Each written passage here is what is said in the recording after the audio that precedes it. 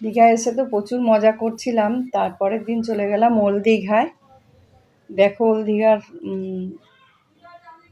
ভিউটা কত সুন্দর লাগছে, খুবই সুন্দর লাগছে। এখানে যখন আমরা আসি দীঘাতে, তখন এখানটায় আসি ওল্ড দীঘাতে। কয়েক বছর ধরে আসা হয় না, তাই দেখছি সব নতুন নতুন জিনিস করেছে এখানে। লাইট ফাইট দিয়ে দারুণ সাজিয়েছে। দেখো চিপস, তারপরে এখানে সবাই বসে আছে, বসার জায়গাগুলো সব নতুন নতুন অনেক কিছু করেছে, খুব ভাল লাগছে। যে বিশ্ব বাংলা, ঘোড়ার ওপরে বিশ্ব বাংলা লিখে রেখে দিয়েছে। দারুণ লাগছে। এখানে সব দাঁড়িয়ে দাঁড়িয়ে আমরা ফটো তুললাম।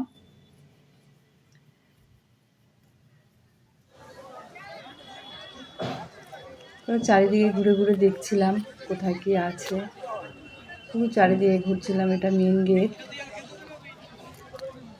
এত সুন্দর জায়গাটা, ওখানে গেলে আর আসতে ইচ্ছা করে না।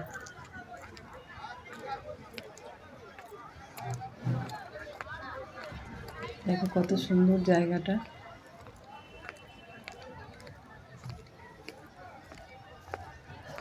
খুবই সুন্দর।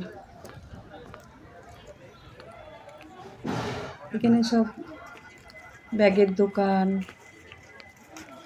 সব পুতুলের দোকান, নানান ধরনের দোকান আছে। দেখো শঙ্খ, অনেক দোকান আছে এখানে।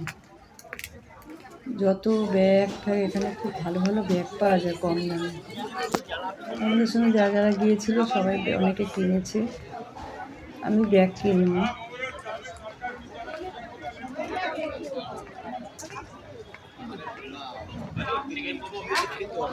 ঘুরে ঘুরে দেখছি, দেখো চারিদিকে।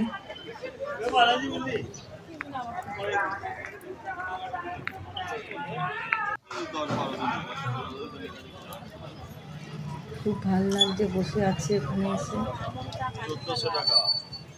বাড়ি যাওয়ার পথে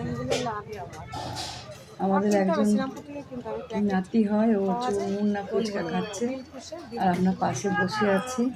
খেতে বলছিল, খাইনি। তো এখন তো বাড়ি ফিরে যাব, মানে লজে যাব। ওই যে ফুচকার গাড়ি দেখতে পাচ্ছ, ওখানে দাঁড়িয়ে দাঁড়িয়ে খাচ্ছে।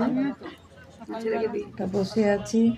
খালি পেটে খাও, খালি পেটে। তারপরে ওই যে ইয়ে দিয়ে খাই, আমলা দিয়ে।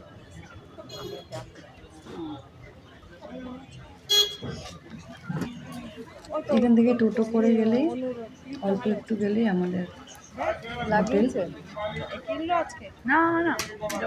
ঝালমুড়ি টালমুড়ি সবই পাওয়া যায়। খাবো ভাবছিলাম,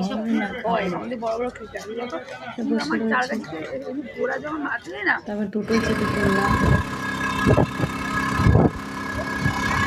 করে যাচ্ছি। এখানে একটা পুরীর মন্দিরের মতো মন্দির রয়েছে, তাই জিজ্ঞেস করছিলাম কোনখানটায়। বলছে কিছুক্ষণ পরেই দেখতে পাবে দাদা, তুমি ক্যামেরা অন করো।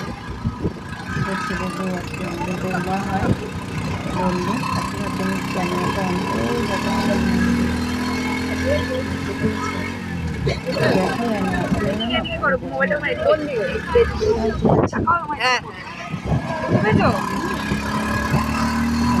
মন্দিরের সবাই করেছে, মন্দির পুরো মন্দিরটা পাশে পুরীর মতো মন্দিরটা ভালো বোঝা যাচ্ছে না।